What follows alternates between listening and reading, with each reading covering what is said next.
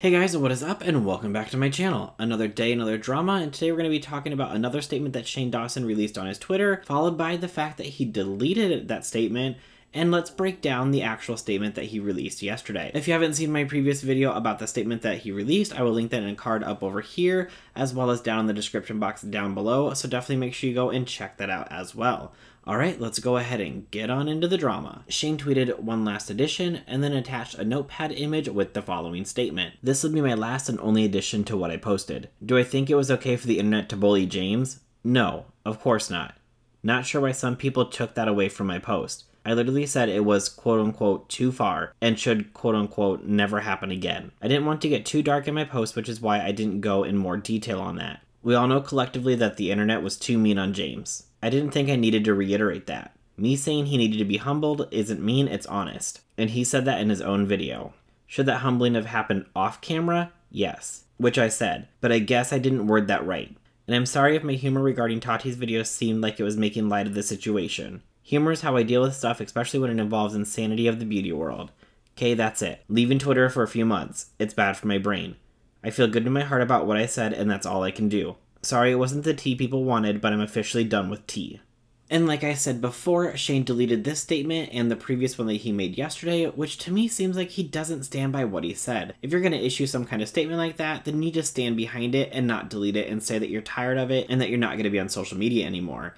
To me, it seems like he's running away from the problem and doesn't want to address it, and is just going to come back in a few months and hope that everybody has moved on to some other drama. But let's be honest, as soon as he comes back to social media, people are going to start bombarding him with questions and want answers, and I don't think that he's going to like that, but that's just going to be what happens, let's be honest. Something like this isn't just going to blow over and you can leave Twitter for a few months and then come back and expect people to not have any questions or to not want you to address things. This is going to be something that I think he's going to have to address multiple times, just like he has all the other things that happened in his past. Now let's go ahead and break down some of the statements that Shane made yesterday that I have a problem with. The beauty gurus who are always involved in scandals are all the same. They're all attention-seeking, game-playing, egocentric, narcissists, vengeful, two-faced, ticking time bombs ready to explode. And I'm over it. Now to link all beauty gurus into one category like that, I think is just not okay. Are there a lot of dramas that happen in the beauty community? Absolutely. Is there a lot of good that comes out of the beauty community? Absolutely. But let's be honest, everybody focuses on the drama and not the good. That's just the same way with any kind of news. If you turn on the news, you always see a lot of terrible things first, and then you see some happy things after. There's a phrase that's used in journalism called, if it bleeds, it leads. So basically meaning if there's some kind of terrible story, that's going to be put out first, and then anything else can follow, because that's going to get what brings in the views. And that's the same thing with the beauty community and in the drama community in general. Anything that brings in the views is usually not in a good light. It's usually some kind of scandal or something very inappropriate that has happened, and that's just the way that the news is, unfortunately. But to say that all the beauty gurus that are involved in scandals are like this, I don't think that's correct, and that should not have been said. Next he said, so did I plan Dramageddon? Are you serious? No. But here's the thing, is that he knew how Tati was feeling. He knew that something was going on behind the scenes, and he could have stepped in and said, hey guys, let's talk about this. There's something that's going on. There's clearly something that's bothering Tati. Let's go ahead and all get together and see if we can work this out. And reach out to James and say, hey, like Tati's super upset. There's something going on. Let's all get together. Let's sit down. Let's work this out. But you didn't do that. You could have reached out to both parties. I know that that's technically not your job, but you said that you're like the grandpa of YouTube and everybody always comes to you with their problems. So if Tati had a problem and it was with James, and you knew about that, but you decided to do nothing about that. And then you go on to say, did you warn James? No. And you said, for reasons I will never discuss. So this obviously means to me, my opinion, is that Shane clearly has some kind of problem with James. And I think that that clouded his judgment into being able to help prevent this from happening. If something happened between Shane and James, which I'm assuming it did, because he said that he didn't warn him due to something that he will never discuss, I feel like he was basically saying, you know what, I'm not going to get involved in this. I have a problem with James. Whatever happens, happens. It's not my problem. But yet, you also say that you like to go and help fix problems, but you did nothing to help fix this one, and you egged it on after everything happened by promoting Tati's vitamins, by promoting Tati's palette, by promoting Jeffree's palette. You literally egged the entire situation on. and then by putting the drama into your video. Yes, you put it into your trailer, and then people were mad because there was no drama in the actual videos, and so you added that at the end. And then you go on to say, should I have ever added that to begin with? No. Even though that you spoke with Tati and James privately before you put that in the video, you felt like you could have been reopening wounds. And I honestly think that you did. The fact that we're still here a year later talking about this whole situation, I think proves that that happened. You then go on to say, do I think James is the devil? No. Do I think he was a young, egocentric, power-hungry guru who needed to be served a slice of humble pie the size of the Empire State Building? Yes. And this is the statement that I had the biggest issue with. Does James have an ego? Yes, absolutely. Does every beauty guru on YouTube have an ego?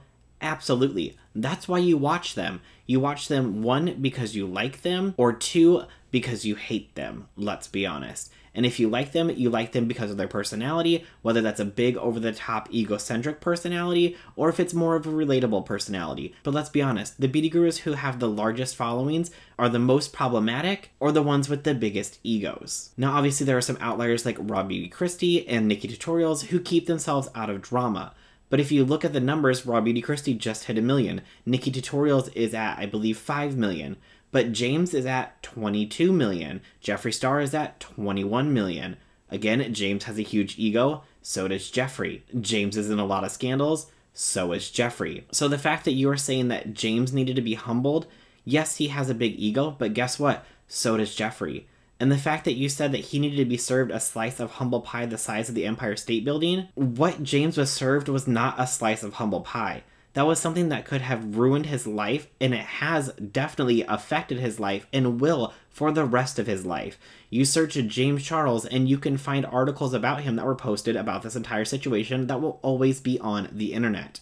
That wasn't a slice of humble pie the size of the Empire State Building. That was an entire damn Sara Lee factory. Let's be honest. And it was all based off of speculation, and I saw this, or I heard this, and no actual receipts were provided. Now, everybody says that they have receipts stacked, ready to go, but nobody released them. So I don't know why nobody released them. I know that people said that YouTube stepped in and tried to mediate the situation, and I'm sure lawyers got involved with everybody and said, look, if you guys don't stop, we're gonna have to file lawsuits.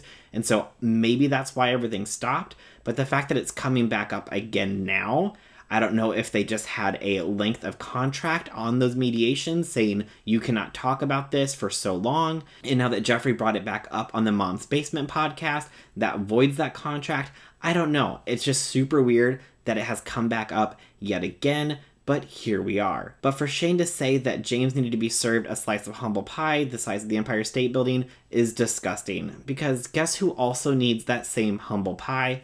And that's Jeffree, your best friend.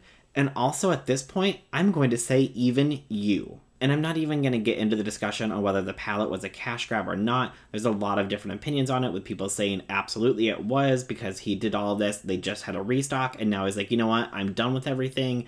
And there are people who say, no, it was not, he really just wanted to show the production side, and this is just an outcome from that because he got to make the palette, so he got to make the money. So you can have your opinion on whether or not that you think this is a cash grab, or we're really not going to go into that. I know a lot of people will be making videos on that, I'm sure. But then that brings us back to the fact that after all this happens, after they did the restock, after they sold more product, Shane is like, you know what, I'm done, I'm out, I'm leaving social media for a few months, and then, you know, maybe I'll come back later. Who knows when he'll come back or what he's gonna do? Because to me, it seems like he's just running from the entire situation. He knows that this is about to explode all over the place, and he just is trying to wash his hands of it and say, do not involve me in this, I do not want to be a part of this. But you put yourself into this situation, when